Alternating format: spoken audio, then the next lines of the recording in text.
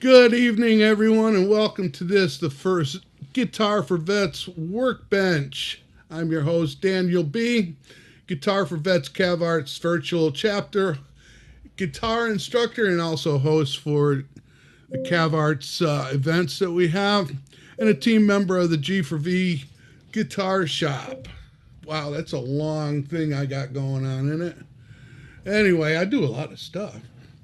Every good guitar store has a technical and repair section, and they provide services from changing strings and cleaning, some repairs, as well as performing setup and modifications on your guitar, or in my case, guitars.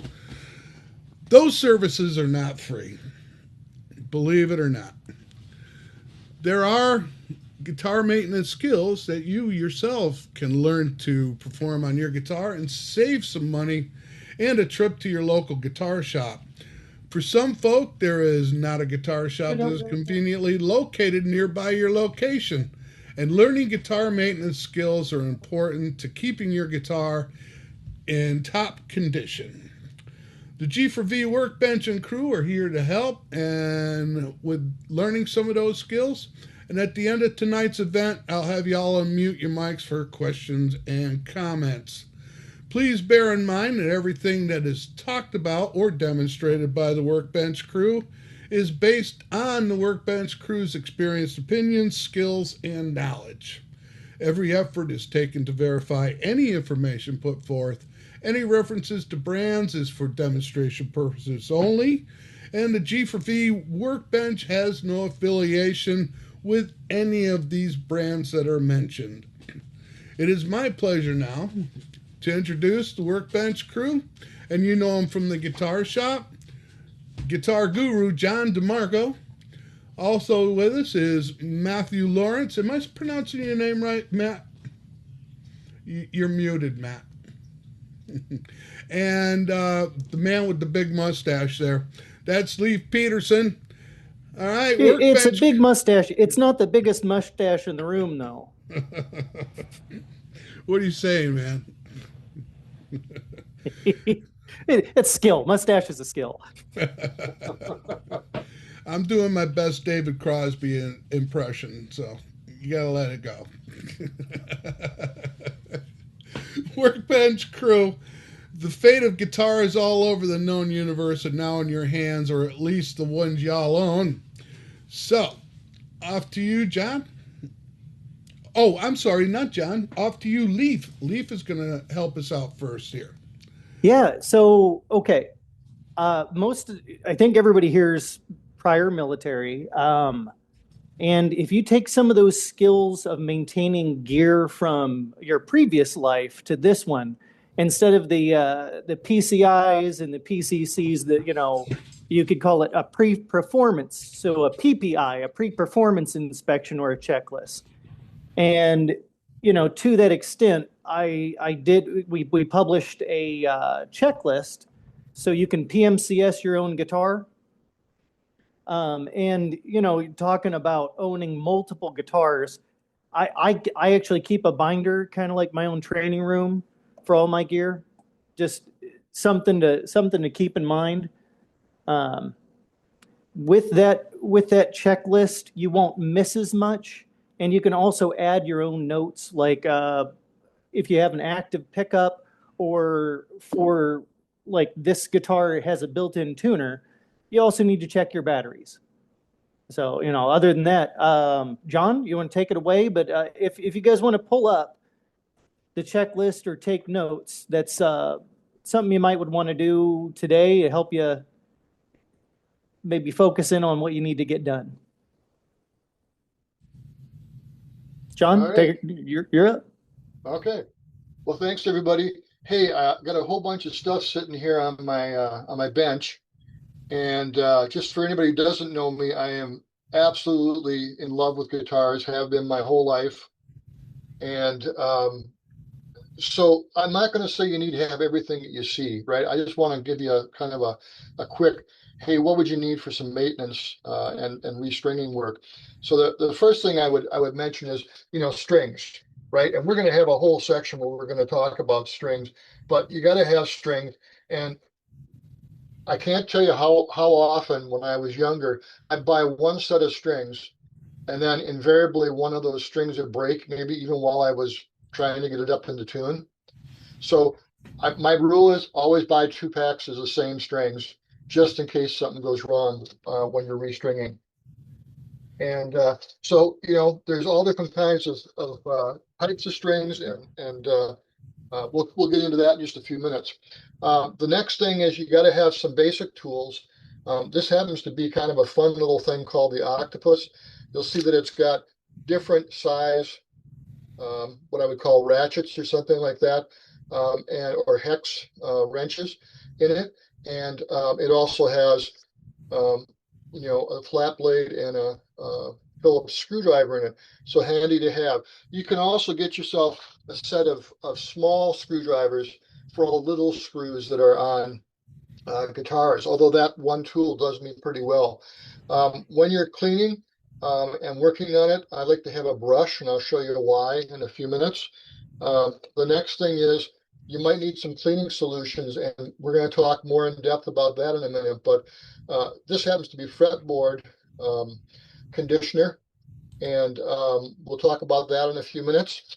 I've got, for cleaning material, this is actually nothing more than Windex, 1 part Windex, 2 parts water. Now, anything you put on your guitar, you want to think about, is it going to do something to the finish? So always try this stuff in a discrete area, and just a little bit. And a little bit goes a long way. That's why I have little bottles of it to remind me I don't need to use a lot. And then I also have a little bottle of alcohol that quite often I use. Then we get into what else do you need? Well, I kind of live and die by the tape, either the green or the blue stuff, that's not quite as tacky as normal tape, masking tape, and I use it all over the guitar for a variety of reasons, usually to protect the guitar from getting scratched by something I'm doing. And then after that, it's kind of nice to have an extra set of bridge pins.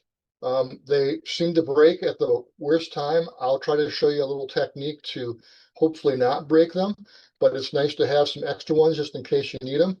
And I bought a couple dozen of them at one point in time, and I've not used them up yet. Some little swabs for getting into some really little places, that can come in handy. And I can't tell you how often and how many microfiber cloths I get through whenever I'm working on guitars. And you'll see me change out a dry one for a wet one on a regular basis. So that comes in handy.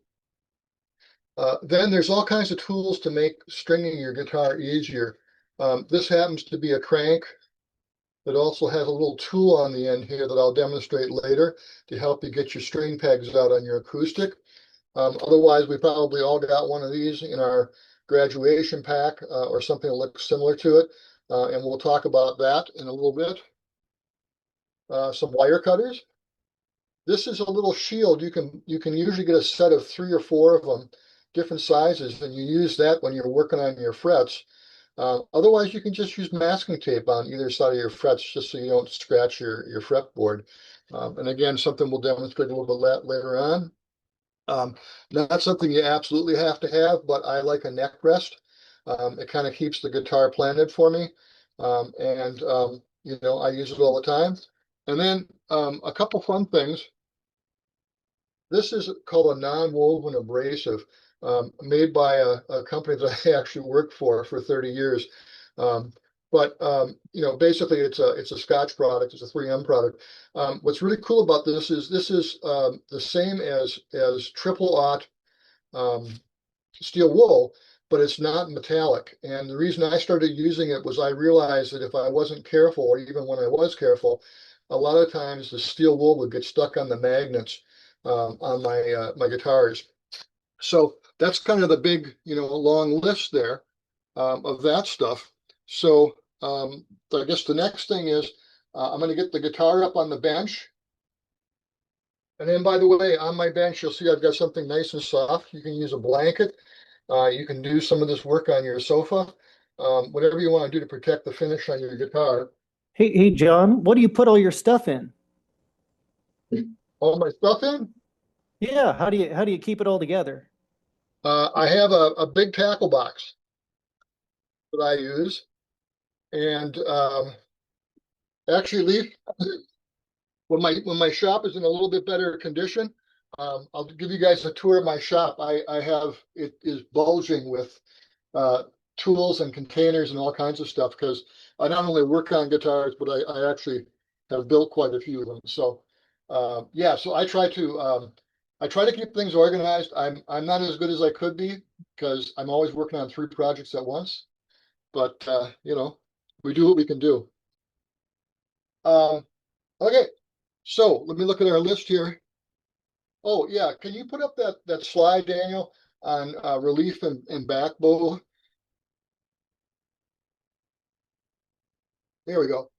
So the first thing when I put a guitar, whether it's something new, and I get a lot of used guitars through here because the vets in my chapter like to have me work on stuff, and I volunteered to do stuff for my friends, and of course I'm always picking something up for $50 and then working on it. But the first thing I would do, and we're not going to do a setup this month. We're going to do a setup next month, where we do something with the truss rod and the saddle and the nut. But one of the things I would always check before I unstring a guitar is, are my frets basically level? And uh, there's a special tool that you can use to do that. But the big thing that I wanted to say with this slide here is, especially Strats, they tend to be very, very straight necks. But on acoustics, you will find that sometimes they have a little relief, which means it's a front bow, and sometimes they have a little bit of a back bow, and maybe either one of those is okay. It's sort of how you like to play and what you like the action to be. But one of the first things I do, and Daniel, you can switch off that, and I'll go back to my top here. The first thing I do when I look at a guitar on the bench is, are the frets level? And then this is a fancy one. You don't need a fancy one, but it's a fancy one where you can actually see if your neck is straight and if there's any rocking. And there's other tools you can use. And again, we're not going to do a setup tonight. We're going to wait and do that next month. But it's something I would notate, right? If I wasn't going to do the setup tonight, I'm just changing the strings. It's something definitely that I would take a look at, just to notate and then realize what's going on. The other thing I would use, and again, next month we'll talk more about this in depth, is there's these special little measuring devices, and you can get them really inexpensively online. And it allows you, if you can see this little silver boxes here, what it allows you to do is measure how high your strings are from the frets. And so we'll demonstrate that in more detail next month. But again, I would kind of do a basic check to make sure that I'm within where I think it should be for my playability. And that's different for everybody, and it depends on the kind of music you play. But the good news is, what you can do is you can get a setup going where where you're comfortable, and then you can measure to make sure it's going to be okay. We're not going to dive into it tonight. So that's kind of the whole thing about that. The next thing I'm going to talk about, and I'll demonstrate it next month, fret buzzing, and that's just simply going up the neck.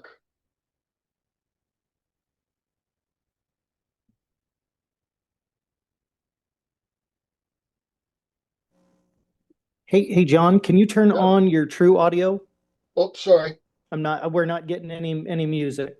Well, trust me, it was fine. Yeah, yeah. Does it sound good? No buzz? Yeah, no buzzes. No Again, buzz? next month Oh, when we do a good. setup, when we all do a setup, I'll show you an example. I've actually got a video of an example of a guitar that really needed a lot of work because there was a lot of fret buzzing. But again, it's more informational, right? It's not about changing the strings or cleaning the guitar, but it's more informational. And it's kind of like, it depends on how often you change your strings, but however often it is, if it's once a month or once a year or every 6 months or whatever is comfortable for you, you should be kind of going through that checklist that's been created.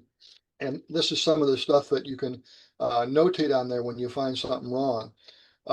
So with that, I'm going to just go to unstringing the guitar, and there's all these different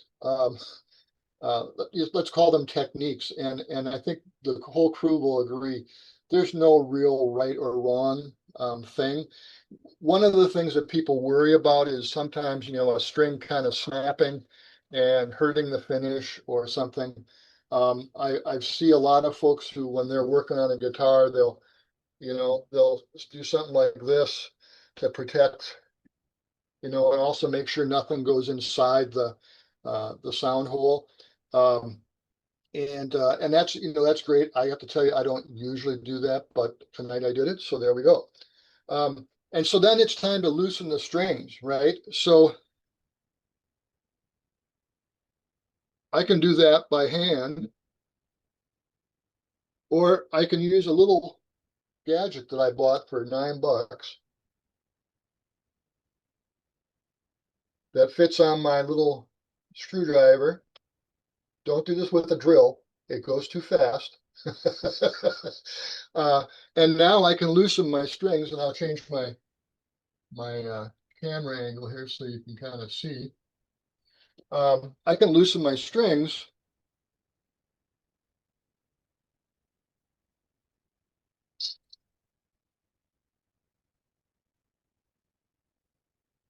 really fast.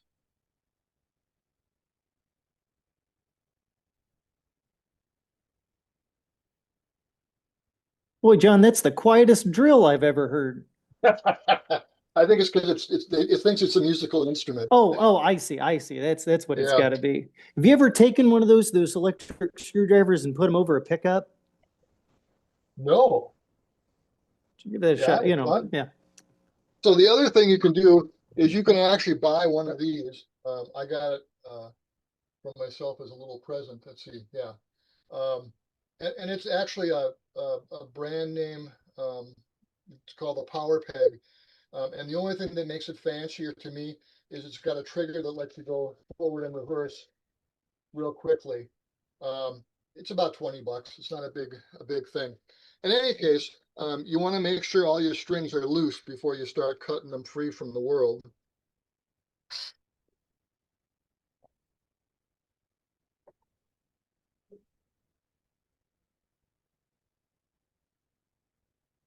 So John, why wouldn't you just want to pop your the securing pegs out once it's loose? Why would you want to cut it instead of just popping the peg loose? It's a good question, and the truth is that some people are cutters and some people aren't.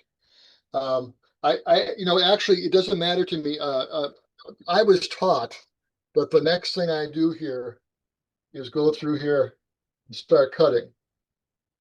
Okay, but there's absolutely no reason that you can't, use a little tool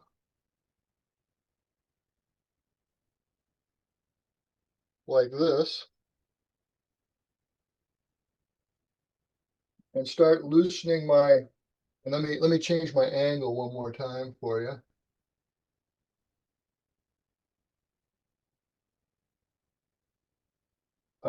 And just start popping these little guys out. Or another way to do it. Oh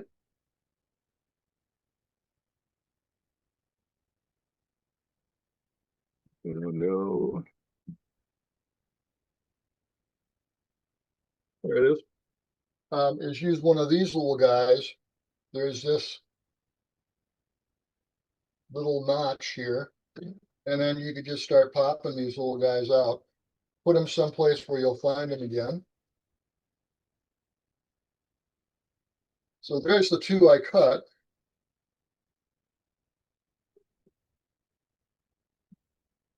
Here's one I didn't cut.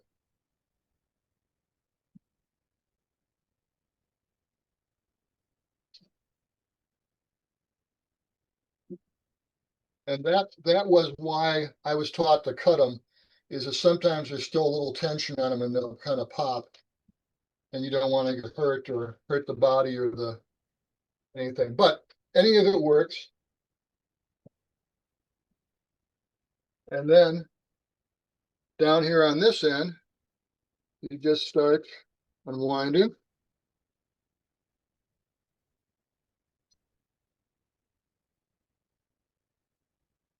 Now I have a niece who, if I don't cut them, she's happy to take these and turn them into rings or bracelets, at least the thick ones she's happy to do. So, you know, these are going in the trash because I cut them, or some of them are cut, but she makes these really pretty rings that are made out of guitar strings. Leif and Matt, anything you want to talk about before I jump into cleaning? You know, once you pop those off and you look in those holes, you can look for damage in the bridge. That's one of the best times to start looking to see if anything's popping loose and that kind of thing. Yeah, I mean, it is one of the things that now that you've got it completely clean of your strings, you know, it is good to make sure you haven't got any cracks, anything broken, nothing's loose. The nut is definitely glued in, but the bridge usually is just in there by friction. And there are some cautions you need to take if you have a piezo underneath your bridge. And this guitar doesn't have that, but I have had problems where the piezo, if the bridge comes out, the piezo gets kind of misaligned, and then you get certain strings that are quieter than others. So that would be my only thought about, you know, if you've got a acoustic electric, to be careful with that. So, guys, anything else we want to add to that? The other thing I would mention is if by any chance you tip the guitar or you move the guitar and your saddle actually falls out of the bridge, it really only goes in there one way. So maybe take a look at it before it falls out so that you make sure that the offset end is on the lower strings. Yeah, that's a good point. And I have to tell you that when I first started doing this kind of stuff, even like rewiring and whatnot, I took a lot of pictures with my phone, you know, so that you can figure out how it looked before. So yeah, good, very good point. Well, the same for when you de-string. Maybe take a picture of your headstock, because I can't tell you how many guitars that I've restrung for people that had strings going two different directions on, or four different directions on two different sides. So maybe you should take a picture of your headstock and see how they're supposed to look. So when you're done, they all look the same. Yeah, good point. So can I ask, do you guys, Matt or John, do you guys use any string cleaners or like the string ease, anything to maintain your string, the life of your string? Because a lot of people are asking when to change them, you know, and that, you know, like the ones I buy are pretty expensive for strings, but if I don't like the sound, I change them I buy strings about once a month. once a month. I'm not But the you one guys, that would, not to talk to about cleaning them or anything, because I play an hour a day, and by a month I've destroyed them. So I usually just change mine once a month. But I have heard of people who've used the products you're talking about that have had great luck. The thing I would say to anybody is, if you think you may want to try to clean your strings instead of it, nothing says that's wrong. Go to your local guitar shop and buy some string ease or some string cleaner. Try it, see if you like it. You may or may not. Yeah, I have to admit I don't use that stuff, but doesn't mean it doesn't work, because I've never tried it, to be honest with you. But yeah, you know, my thought about string. Well, and the other thing is, like lately, I've been on I've been on a quest. I have a lot of different manufacturers' strings sitting in my drawers, and so I kind of like when the strings are still fairly new, I like to change them out so that I can tell the difference between how they feel and they sound to me. We were talking before we went live. Matt was talking about how, as his hearing has changed, he's changed the strings that he likes. I think that's a really good point, and the only way you can know that is to try it more than one kind. So with that, why don't we have you guys get to the slides and talk about different kinds of strings? So once you take your strings off your guitar, a lot of times you're going to need to condition your fretboard. And people always ask, how do I know if I need to condition my fretboard? Well, you can normally look at a fretboard and just tell if it's dry, or maybe you can't. But I'm just saying, this is my experience. I normally condition my fretboard every other time I change strings. Again, I change strings a lot, so that maybe not be the best thing to go with, but there's a lot of products that you can use.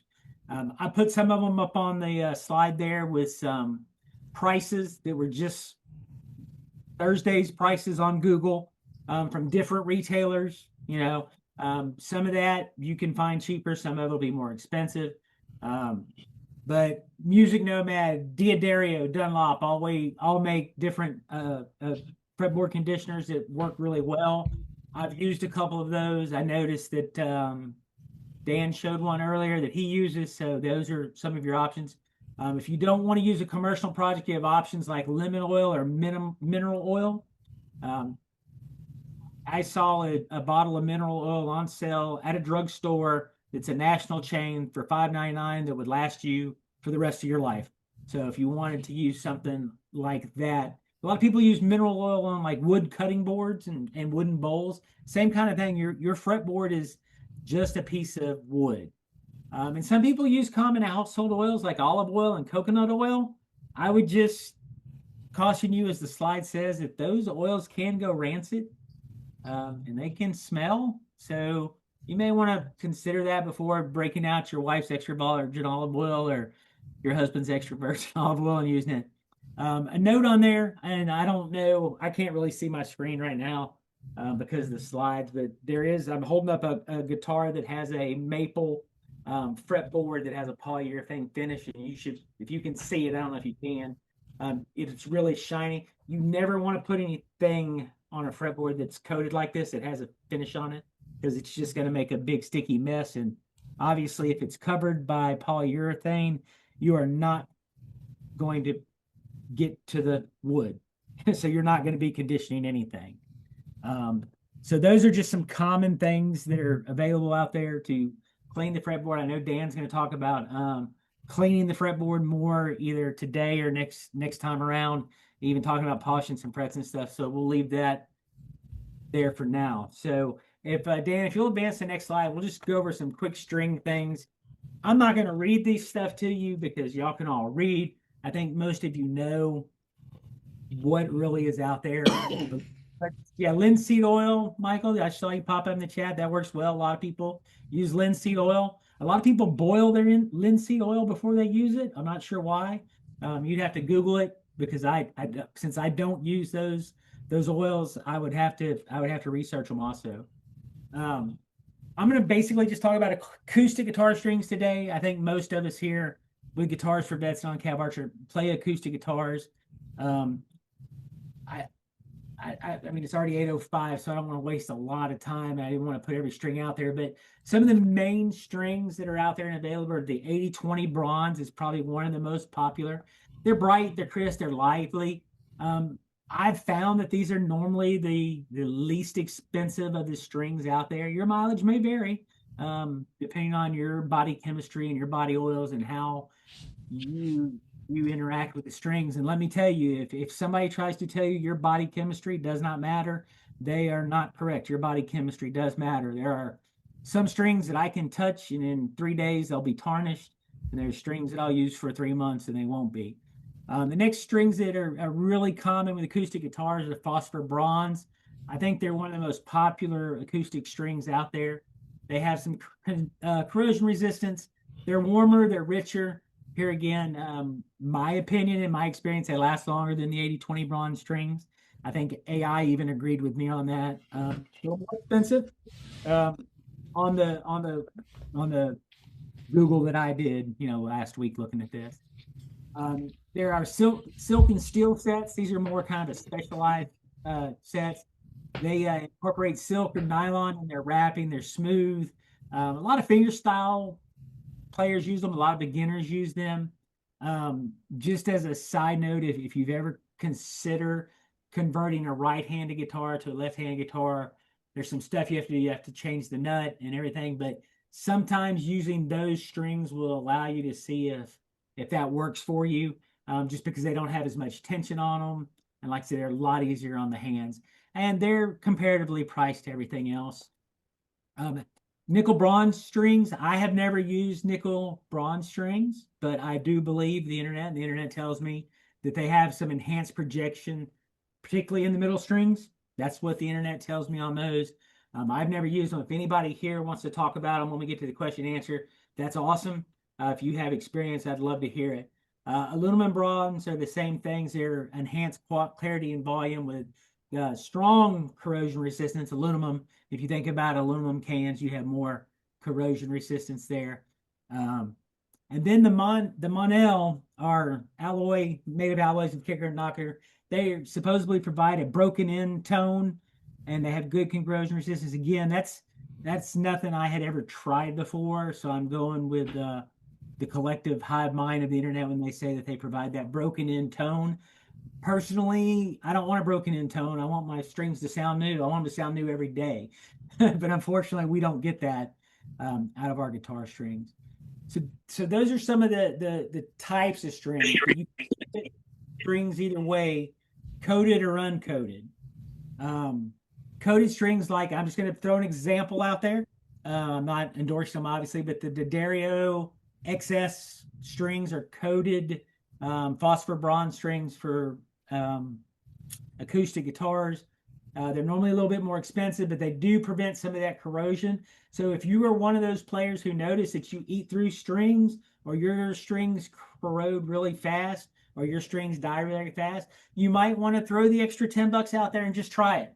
Not saying it's going to work, but give it a try. Of course, uncoated strings are just traditional strings, which because they're not coated and they're not protected, they do lose their brightness quicker and they're less expensive. And then strings can also be wound differently. We have round wound, try to say that 3 times really fast, round wound strings. Those are the most common types of strings we buy. We have bright tone and everything. Flat round strings, which I have used, they have a flat, smooth surface. They do feel different. Trust me, they feel different, but they do offer a little darker tone. And I don't guess I noticed the reduced finger noise, but that's how they're advertised. I did notice the darker tone, and then being a smoother string. The half wound is a good compromise between the two, they say. Again, I normally use round wound strings, so if you have an interest in reducing your finger noise, or you want to retain the brightness while reducing some of that noise, I would encourage you to go out and experiment, because like he did say, I got hearing aids about 2 years ago, and I went from being a diehard one string is all I'm using forever, this is my only string, to hating that string after I got my hearing aids and never being able to use it again and having to change strings. So as you change and as you change, you may end up changing strings.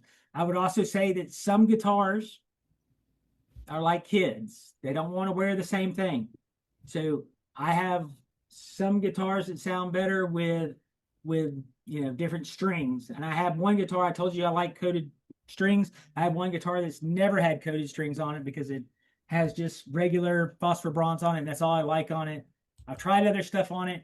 So sometimes the guitar is going to tell you what kind of strings it wants to sound the best. And then the core type, I think that's really getting into the weeds. Most of our guitar strings, if you ever cut one and look at it, they're hexagonal. They're brighter, they're stiffer, they're consistent. The round core, they say, are more flexible, and they have a vintage tone with a slightly fatter sound. That fatter sound might actually be more muddy or darker, or however you define a fatter sound, because that's part of the problems too with when we start talking about guitar strings and I say I like this and I like that, and these are brighter and these are fatter and these are muddy. Well, those are all subjective terms to what you like or what you hear. So I would encourage everybody to try a few different sets of strings on your guitar if you can afford them. I like to say they're not that expensive, but try a few different types on your guitar, see what you like, see what your guitar likes, and go from there. John? Excellent. Hey, Hey, you know what I have can I throw in tried? there Go real ahead. quick, Daniel? We were talking about changing strings, and you had mentioned nuts and having to change out nuts for strings. We did not talk about string gauge, which is the size of the string. I tend to use very similar, like on my acoustics and electrics, very similar sizes. I don't know if you guys have any experiments, but if you go for a bigger string, you may have to change out the nut if that is not what the guitar is built for. And when you do change out those strings and that nut, you do want to lube that nut up so the string can slide back and forth. Yeah, there's a couple of really good videos that Rick Beato, if you look for him on YouTube, did a couple really nice, one on acoustics and one on electrics, where they took the same guitar players, three of them, and they rotated the strings through different gauges to hear what the difference was in the sound, and then talk about the playability. And it's a couple of 20-minute videos, and it was really interesting. And one of the most interesting things that they came up with, and these are all pro players, they were all surprised that they thought the lighter strings sounded just as good as the heavier mediums and the bigger strings. So check that out if you want to. But it's a nice experiment that they did. I'm all about how does it feel, right? And then also how does it sound.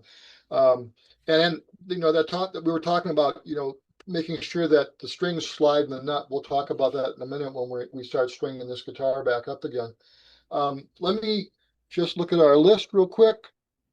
Yeah, so let's just talk about cleaning and polishing the body. I'm going to change my view again. So one of the things that I usually tell my students is, they give you that pack when you graduate, and it's got a micro weave cloth, and it's got a big bottle of polish.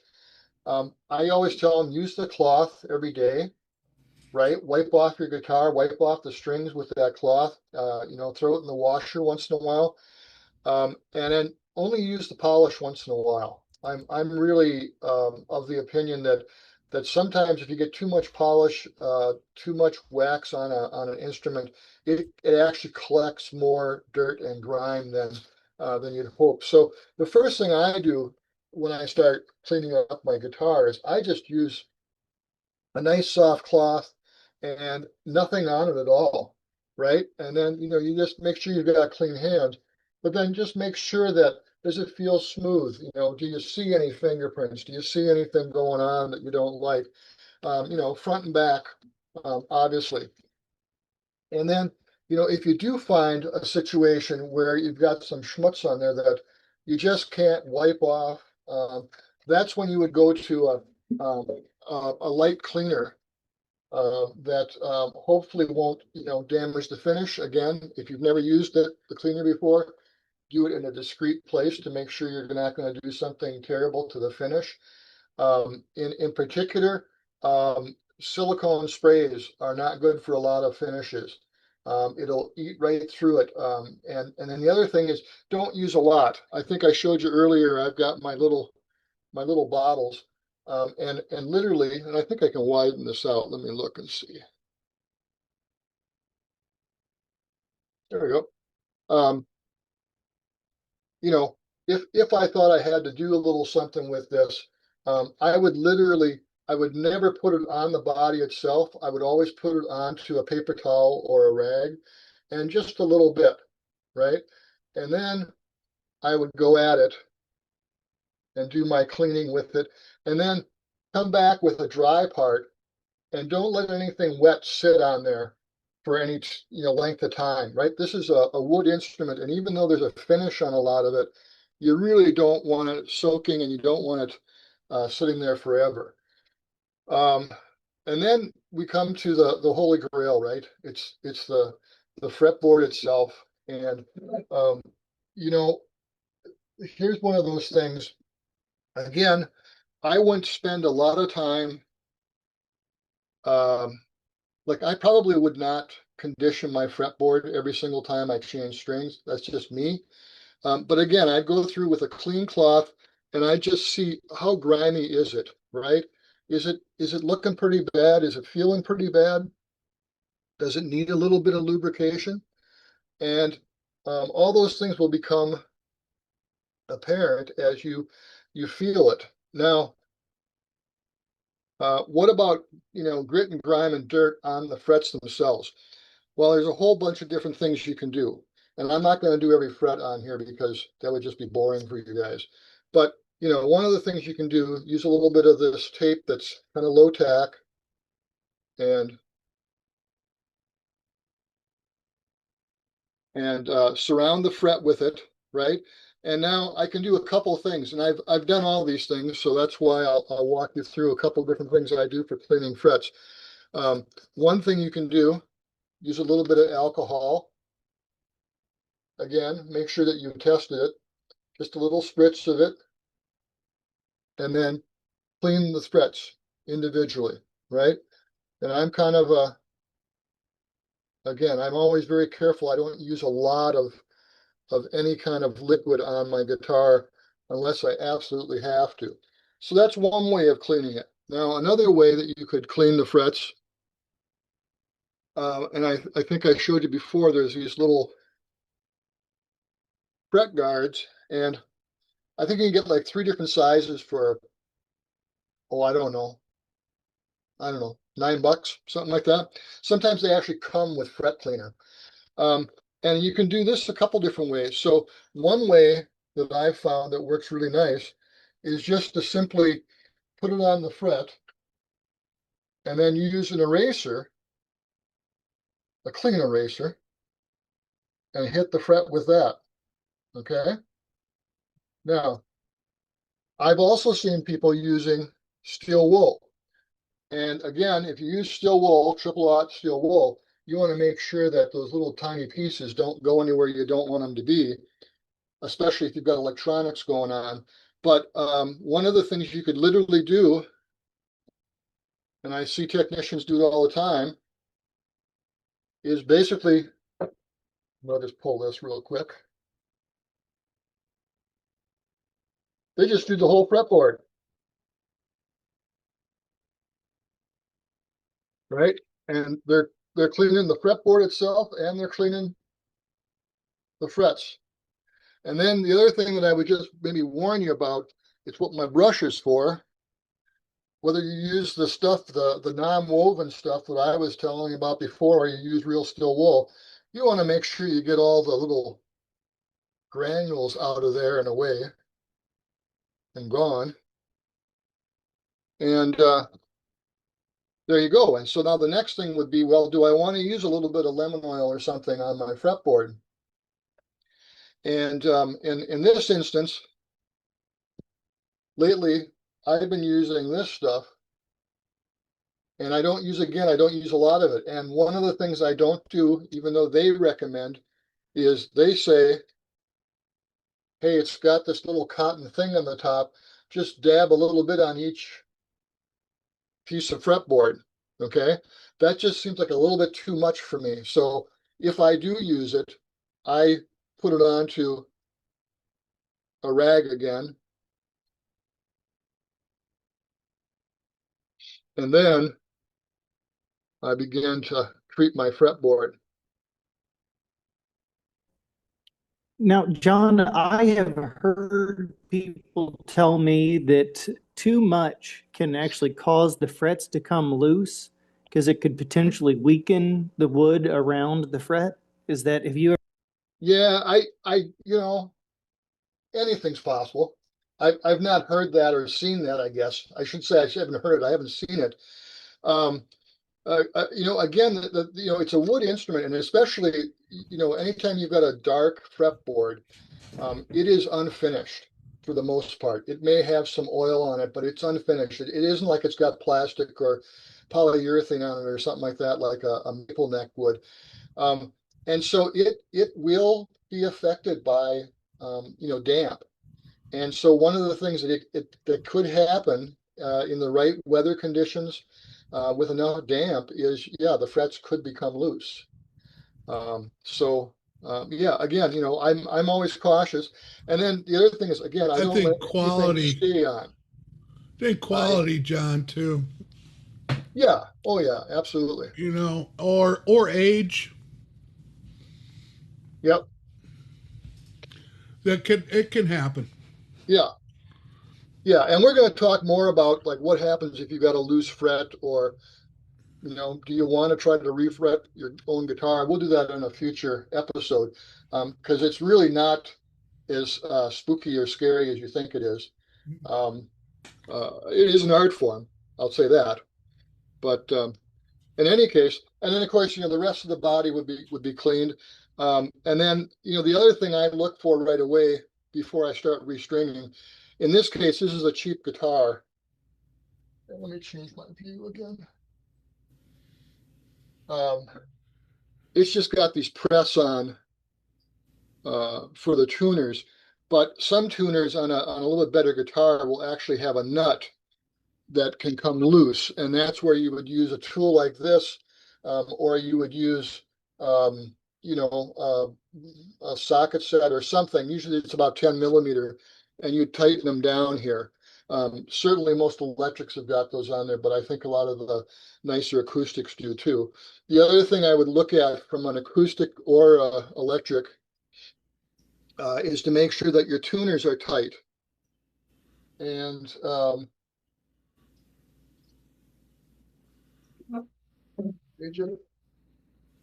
Hey, change John, this a little bit. John, I have a tuner here that's on the screen. It's off a Yeah, guitar, and you can see where the screw goes in the back of it. So everybody wants to make sure that screw is definitely tightened. And what he was right. talking about, you look at the front of it. Um, I prefer to use a socket. I know everybody has their own opinions.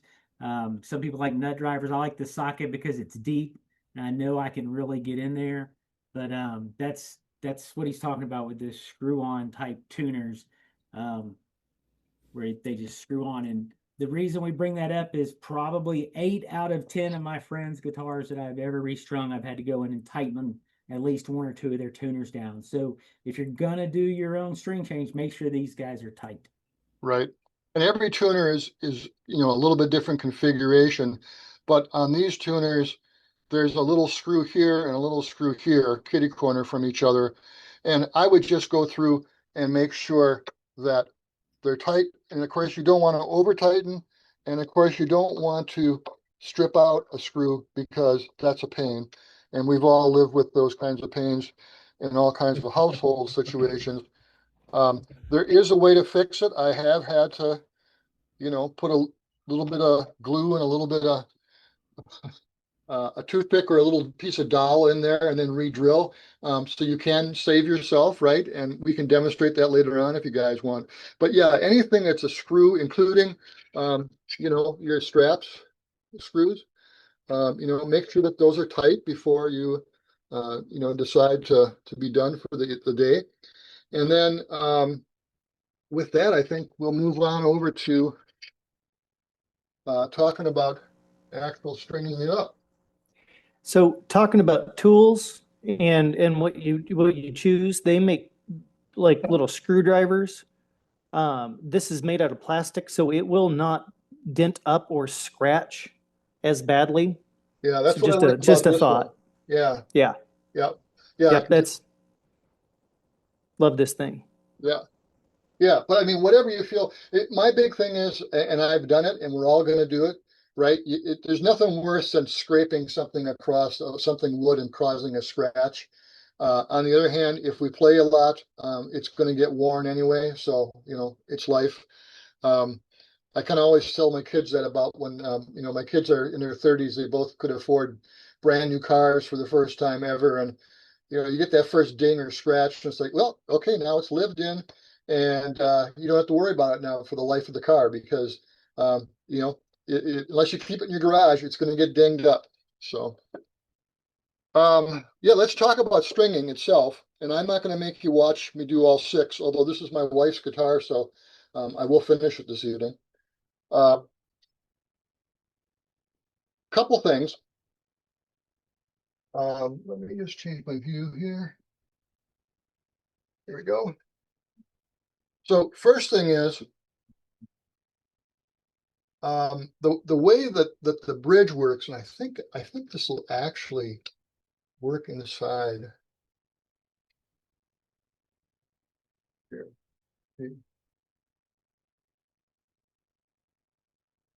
Here we go.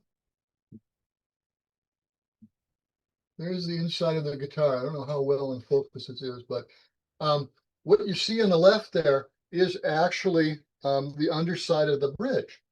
And there's actually a piece of it's called a bridge plate that reinforces the soundboard underneath the bridge. And there's holes, there's 6 holes. I don't think we can see all 6 of them because of where the camera is. But the job of the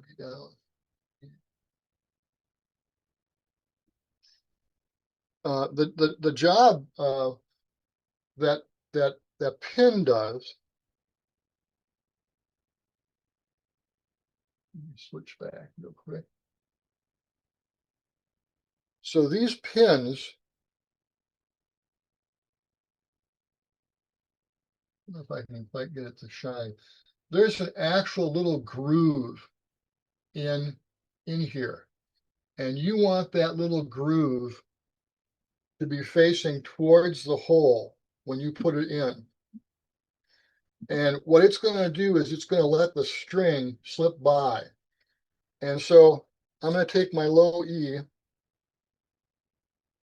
And by the way, some guitars, in fact, next time I'll probably do it to this guitar. Most acoustic guitars have got a little slit towards the bridge where the string actually can kind of hang out in there. And I like that better because I think it's a sturdier grip on the ball end of the string in there. But in any case, this goes in there. And then with my little gully facing towards the sound hole, this goes in. But now if I change my view again one more time, where am I? Here we go. Now you can see the string. But what you don't want is you don't want that string to have all kinds of slack. What you want it to do is you want it to be resting right up against the bridge plate, right? And so sometimes you have to give that thing quite a tug. And then the other reason that I take all my strings off, and of course I'll be covering this up, but now I can get in there with my fingers and I can feel to make sure that that ball end is up against where I want it to be.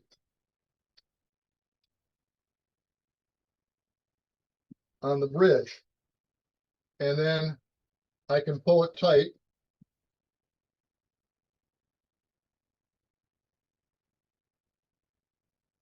And then switch back to this.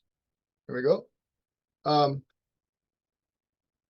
And then the way I string, the way I used to string is, okay, I would get this all set, and then I would go up to the top, and I would string this string. What I've started to do lately now, and I'm only going to do a couple right now, I'm not going to do all 6, is I basically put the ball end and get everything under control down here at the bridge.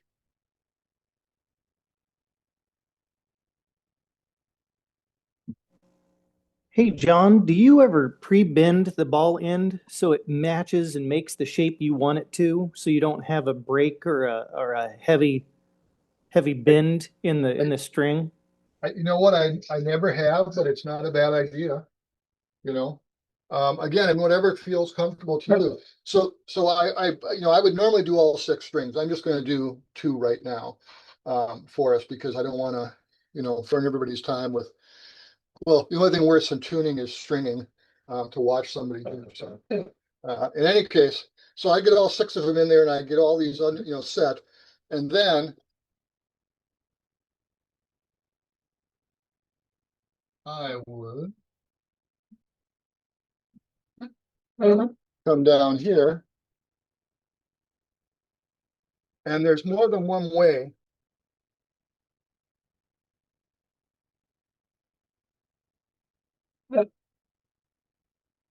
to string.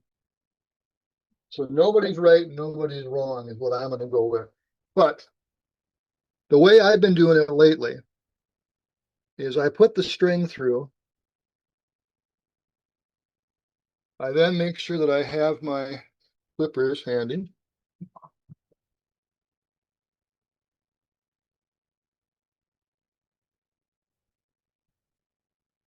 There we go. And I measure down to the next peg head. And then I clip it.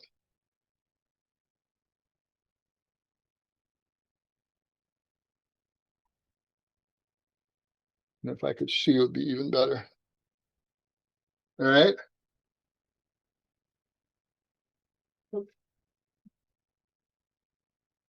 And then I pull it back until it's just outside the hole. And then I keep some tension on it here. And I don't know if you can see, but there's a lot of slack going down to my bridge. But now I can start either using a crank or my fingers, or I'm going to use my magic little gun.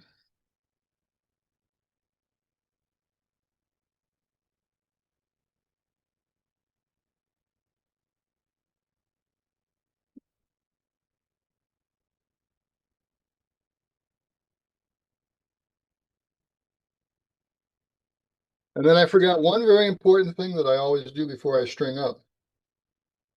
And that is I put a little bit of pencil lead, and you can buy white graphite if you like, but just to lubricate, I put a little bit of graphite in there. And then I don't try to tune everything up to 440A right away. I get them all on there, kind of, you know, they make a tone, but they're not anywhere close to where they need to be.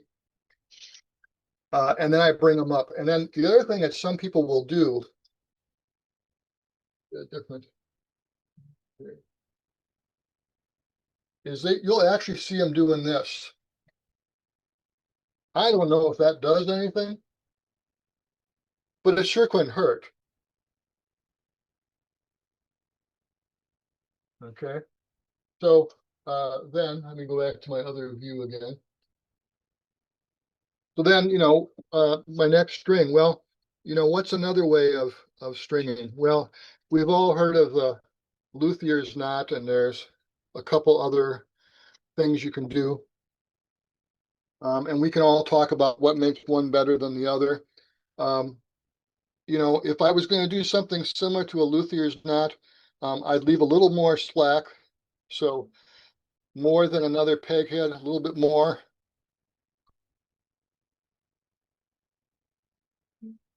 And then I would do something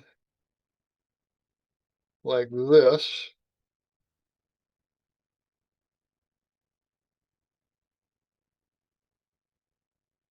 So it goes under, and then it goes over, and then I'd start to tighten it up.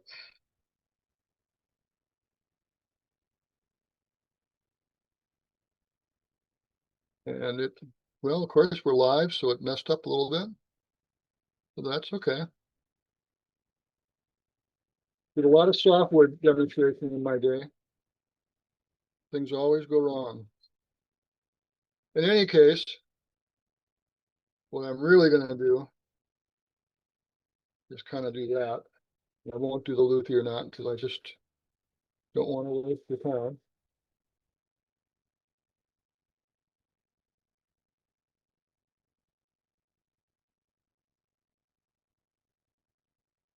And there we go.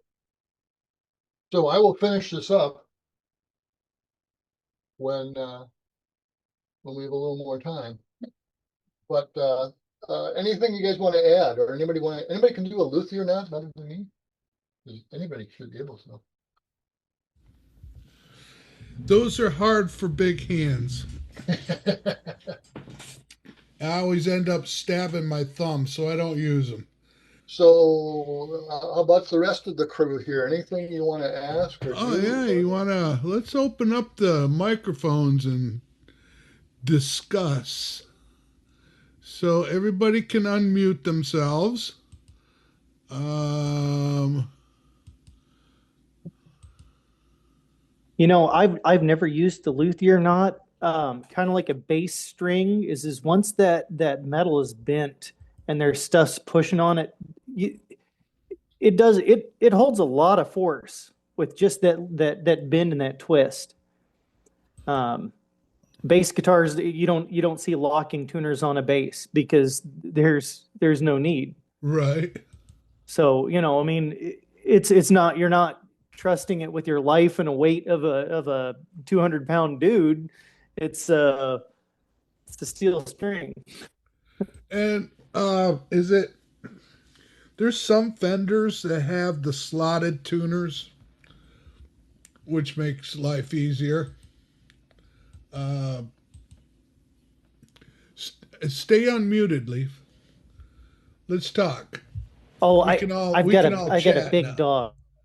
I've got a big dog here that likes to make noise. That's all right. If he gets too crazy, you can shut yourself off. I have two questions. Go for it. My first question is the blue tape the same as painter's tape? Because I know you said it was low tack. Yeah. So there's I'll use brand names. So there's the Scotch blue and there's the green frog tape. And Okay. either one of those is very low tack. It won't leave, schmutz on your guitar. All right. And my other question was, thank you, John. I appreciate the names of the tape. The other question I had was, what's a luthier knot? I'm not familiar with that. Well, it's what I attempted to do on that second one. It wraps underneath and back around, and it's pretty. But I have to tell you, I stopped using it, and I did practice it this afternoon on a different guitar, and it went flawlessly. But of course, this time it didn't. But yeah, let's be alive. I think it was invented to get people to shove the sharp points of guitar strings into the front of their fingertips because there's just not enough frustration in life. Again, I've never needed them, that bent string. Now nylon strings are different. And that's we didn't talk about that, but yeah, the luthier is not. I mean, it's a really good way to maybe poke yourself in the eyeball or the fingertip, but yeah, I'm not a fan. I wouldn't discourage anybody from trying something they want to try, but I have never met a guitar tech or a luthier that said, "Oh, great, a luthier's knot. Let me take these strings off." It's always, "Oh, great. Let me unwrap all this," because they are. If you've never taken one off, they are harder to take off the pegs too. So, and I wouldn't want to discourage anybody from using it. I am with Leif and John on this one. I have never found it necessary. Yeah, so, no, my luthier doesn't use them at all. I watched Justin's guitar restring, and he takes and he'll pull it and take that extra, and then he'll take the backside like towards the bridge, and he'll wrap it around over the top, and then he'll tighten it, underneath to where it'll clamp the excess will be clamped in between the two. I put the YouTube video in the chat that I use for that, and it just his explanation was it just locks it in and keeps it from slipping back in through the hole. The chances of that happen is slim, but he's like, why risk it? You can do this, and it'll tighten it up, and it's not as difficult, and so that's the way I've been doing it, and I've liked it. So it makes a big difference too if you have that electric screwdriver, because it cranking it, those goofy hand cranks, like these are not that expensive, and then you're not worried about top winding. You're not trying to tie a knot or bend things a certain way. You hold it the length you want. You turn that screwdriver on, and you just hold constant pressure. Now going back to string types, I use nickel. I bought a set of nickel strings. I didn't like them. It sounded clanky when I played. Like every time the pick would hit the strings, it was very metallic to me. Now my wife sitting across the room said they sounded amazing, and she couldn't hear the clicking of the pick. But at me playing it from right there, you could hear it, and it annoyed the crap out of me. So I went back to the phosphor bronze ones, and they sounded about the same. Did you try a different guitar pick? What were you picking with? I tried multiple different types. I got the plastic ones, and I even got a turtle pick. But all of it just sounded like you could just hear them. It just sounded like not really like that, but like hitting a tin can. I have a titanium Damascus steel pick. Actually, Leif gave it to me. Nice. And at first the sound is kind of irritating, but I find that if I run my fingers along the strings, especially like my fingertips, it can help me control like what that sound is, and made it a little easier to use picks that my ear just didn't like the way it sounded. So just kind of what I've experienced with that noise thing, because I get that piece. I always, it's kind of a chirp. Those metal picks make like a chirp and almost like a bell like noise, and if it's not what you want, it can be annoying, but boy, I mean, it's a neat sound. Different. Yeah, I've got let me get it out. It's right here. Man, I learned so much tonight. Can you see that? I don't know if it'll pop up. Oh yeah, that's pretty. It's, mother of pearl. My wife got that for me for my anniversary one year. That's awesome. It sounds like that. And then it also, I got some wood picks that are made out of different types of wood, and the tone in each one of those is different too. It's weird. I think there's like acacia wood, and then there's hickory, and oak. Yeah, I've got a wooden one as well. Yeah, and so they all sound different, which is neat. And then I've got a green turtle shell pick. That wood pick idea might help me pay a little more attention to the strength that I'm applying to the string. Sometimes I don't realize, and then my fingers get cut up real bad when I go to play without the pick. So thanks for mentioning the different types of picks too. I appreciate that. I have one guitar that doesn't have pegs. Somebody has a headless guitar. No, like pegs. So. Oh. Yeah, not all guitars have pegs. Yeah. Yeah, there you go. Yeah, we didn't mention that. Not all guitars have tuning or have string pegs. Some of them have string. Some acoustic guitars have string through bridges and everything else, just like electric guitars. So we're trying to cover as much as we can, and we've already gone about 15 minutes over. We're trying to cover as much as we can. It's impossible. There's no way we could have done a nylon string change today. But I know that we have at least Little shameless plug here. We have at least 2 more of these planned. One for October, one for November. Of course, I can't find the notebook I wrote them down in, but I'm sure somebody here knows the exact dates of them. But just be watching Guitars for Vets, Cav Arts for that, obviously, to make the next 2. One in October. It'll be the 3rd Thursday of the month. There you go. 3rd Thursday of the month. And then first Thursday of the month is songwriting class. I hope to see y'all all there. When's that? Oh yeah, First Thursday of every month, and this month is the songwriting prompt is Price of Freedom. Yep. So I look forward to seeing everybody there on the first Thursday of October. That's what. Hey, Jay? I'm old and my fingers got hardly any grip on them. If anybody else has that problem, I found a good cure for it. I got this rubber grip tape,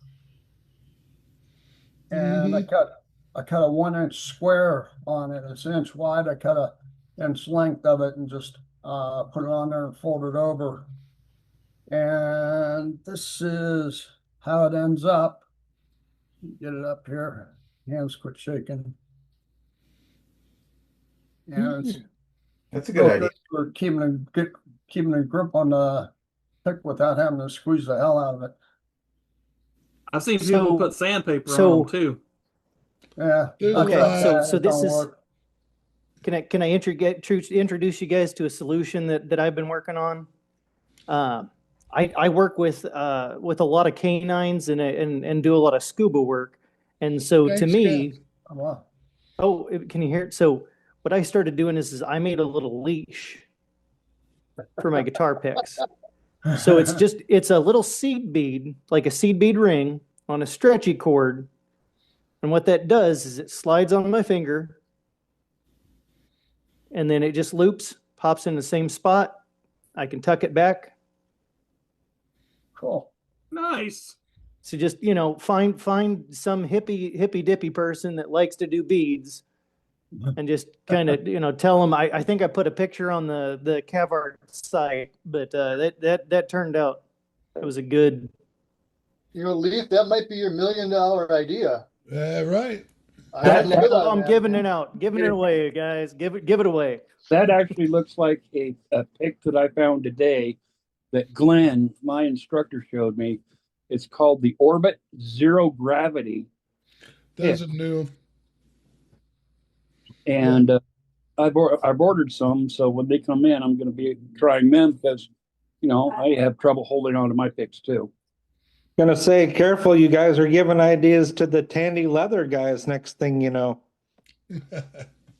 Oh, I use leather guitar picks all the time. You take your scraps, especially if it's thick enough and stiff enough. If it's not stiff enough, hit it with just a little bit of polyurethane, like a quick spray, and it'll make it a little bit stiffer, and you'll get a nice, then you can get rid of that clicking sound. Hey. That's what I got here is a heavy gauge leather pick I cut out. They work great on ukuleles and acoustic strings too, so you don't mess them up. Now I've got to find some leather ones. Just make your own. Yeah. Just make your own. I've got some scraps still. It's easy. Yeah. Just got to have a heavier, a thicker leather, thicker gauge leather. So any other questions about the string changing, cleaning your guitar a little bit?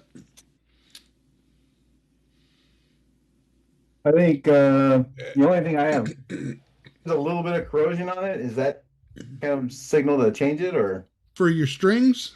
Yes. Yeah, absolutely. Yep. Yeah. Yeah. Yeah, Yeah, there's you'll get discolored as well. They'll get kind of some not people. rusty, but corroded, like you said. But you'll also notice that the frets that you don't play on farther up, that the string is much shinier, and that's probably a clue that you need to change them because you've worn them quite a bit. Yeah, And there's that rust, if you go to slide that finger up and down that, if it doesn't go smooth, man. If you got rust, you're buying the wrong strings.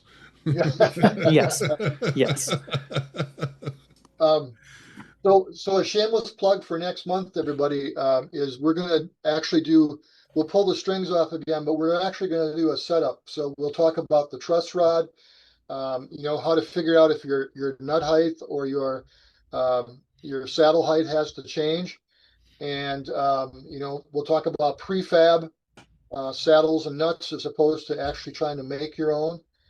And, we might be able to save you $100 by not having to bring it in and have it set up. So look forward to that. That's awesome. I look forward to that. Anybody, anything else here? What I'll do is I'll keep the recording going after this, or shut off the recording, and we'll keep open until y'all want to go to bed. So we'll just go ahead and finish this up for time. All right, we hope to see y'all at the next G4V Workbench on October 16th at 8:30 Eastern Daylight Time. I think it's still Eastern Daylight in October, right? Yeah. And your guitar workbench crew has been, I almost slipped up. Your Guitar for Vets workbench crew has been John DeMarco, Leif Peterson, and Matt Lorance.